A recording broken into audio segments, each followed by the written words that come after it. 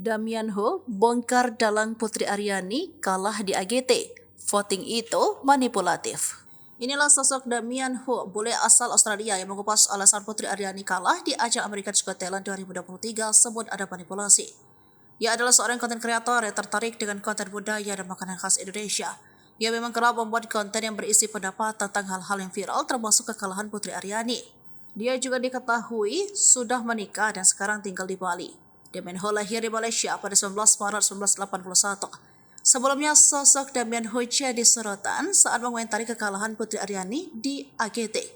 Bak jadi korban, kekalahan Putri Aryani membuat Damian Ho kesal hingga menyebut ada tindak manipulasi. Dikutip dari akun TikTok-nya, Hein Deport, pada Sabtu, 30 September 2023, Damian Ho mengungkapkan rasa kecewanya atas hasil pemenangan AGT 2023. Lebih lanjut, Damian Ho menyebut bahwa faktor yang menjadi penentu menang atau kalahnya Putri Aryani tidak berdasarkan voting atau suara.